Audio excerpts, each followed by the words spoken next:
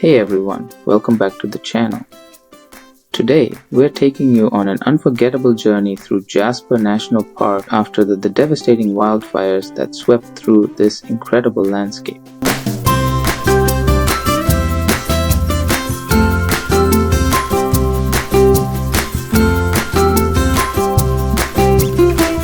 We just reached in Jasper and going to explore the town first. You can see both the damage and the hope. As we walk through town, you can see a mix of stories, some buildings untouched, others freshly repaired, and some still closed, waiting for their turn to be rebuilt. People started living in mobile homes. One thing that really hits you when you're here is seeing what's no longer standing. Right over here was the Esso gas station, but after the wildfire it's completely gone. Even after such a huge loss, the people here are full of warmth. Cafes are serving coffee again, gift shops are open, and you'll hear plenty of friendly hellos. Tourism is a big part of Jasper's recovery, so every visitor helps keep the heartbeat of this town going. Now we are heading to Whistler Campground, where we're gonna camp for 2 nights. Whistler Campground was also affected by the fire. You can see there aren't much trees left in the campground, and you literally have 360-degree view for campsite. While we were in campground, we had the chance to talk with a Parks Canada ranger about the wildfire, the damage it caused, and the road to recovery. You can check all the details at the Parks Canada website, and I have included the link in the description. We've just finished setting up our tent at the campsite. Now it's time to grab some dinner and get some rest. Tomorrow, we'll be heading out to explore some of the areas that were most affected by the wildfire.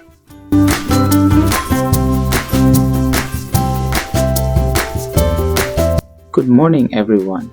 We had such a surprise to start the day. A few elks wandered right into our campground this morning. They were quietly grazing, totally unbothered by us.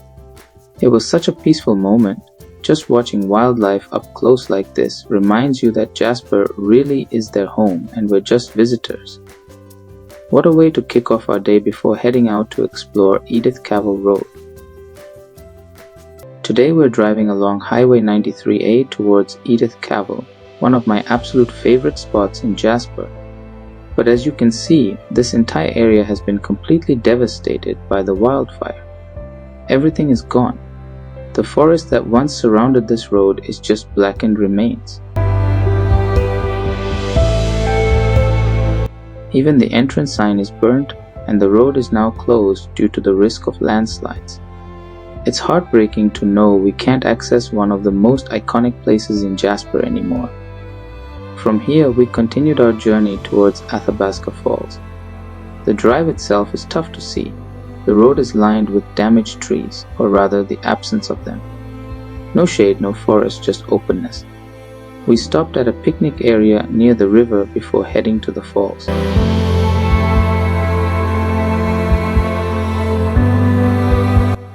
Athabasca Falls, though, never fails to impress. The power of the water is still breathtaking.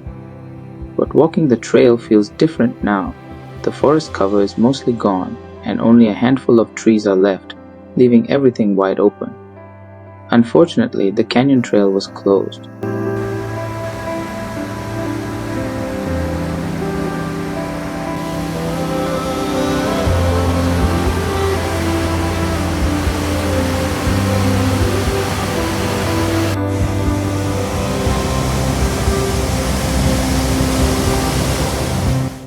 Next up, we tried to visit Valley of the 5 Lakes, one of the most family-friendly hikes in Jasper. But sadly, that too was closed. Another reminder of how much the fire has impacted the park. After returning to town for lunch, we made our way towards Maligne Canyon. We're exploring Jasper's most iconic natural wonders, but with a twist. This isn't the same canyon you may remember. From the lookout, the destruction is unbelievable. After the 2024 wildfires, Maligne Canyon Trail is officially closed for safety and recovery, but from above you can see how badly this whole area has been affected. We're here to show you what you can see and how this area is healing. The wildfire caused serious damage to the forest canopy and trail system. Parks Canada is working to restore it safely. While it's a bit heartbreaking not to be able to walk the bridges and gaze into the canyon like before, just being here is a reminder of how powerful nature is and how much care it needs. Look at this scorched tree trunks, but underneath, wildflowers and young shoots are already pushing through. Nature is doing what it does best, starting again.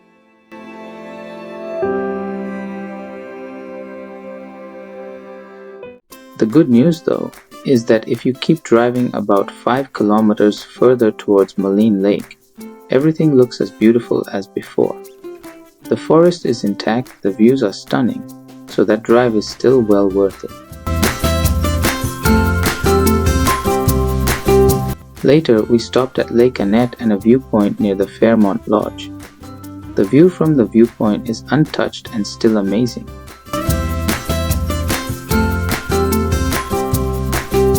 Lake Annette is fascinating.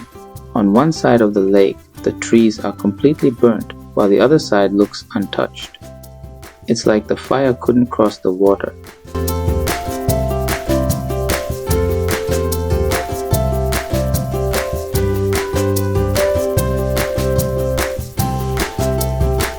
The beach area is still perfect for cooling off on a hot sunny day.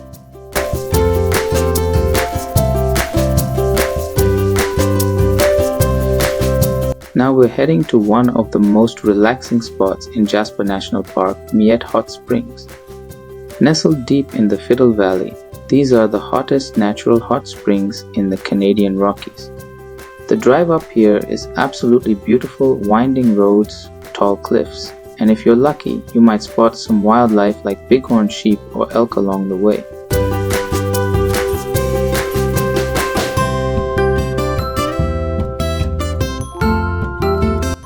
Here it is, the famous Miette Hot Springs. The water here comes out of the mountain at nearly 54 degrees Celsius, but by the time it reaches the pools, it's cooled to a very comfortable 40 degrees. Perfect for soaking and relaxing after a day of exploring Jasper.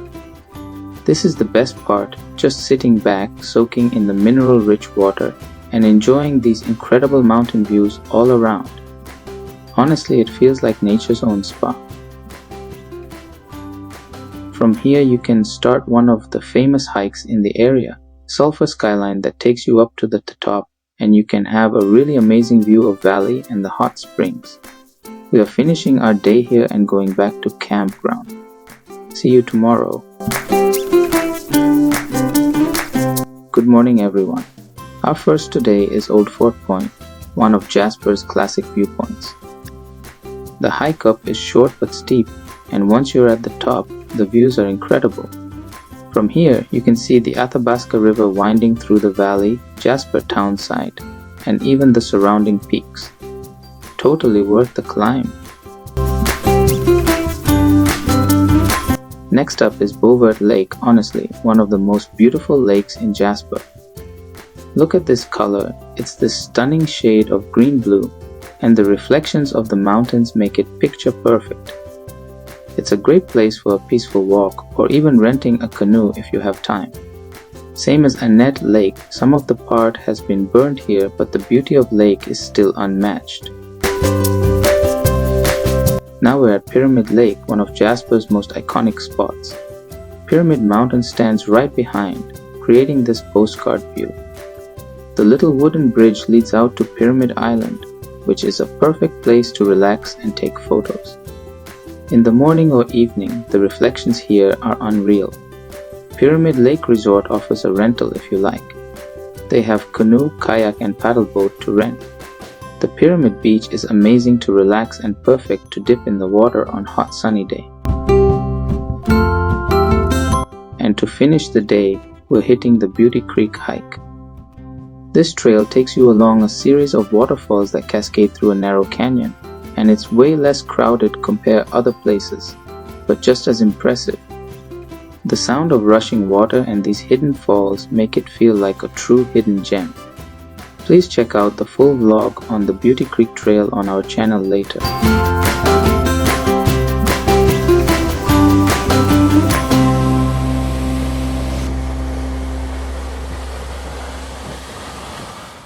This trip wasn't just a getaway, it was a reminder of resilience, of how powerful and fragile nature is. The wildfire of 2024 changed Jasper in many ways, but what hasn't changed is the spirit of this place, the wildlife, the people, and the raw, rugged beauty of the Rockies. If you're wondering whether Jasper is still worth visiting, our answer is yes. Come see the beauty, the change, and be part of its comeback story. Thanks for watching. Don't forget to like, comment, share, and subscribe for more travel stories from Canada and beyond. See you in the next adventure.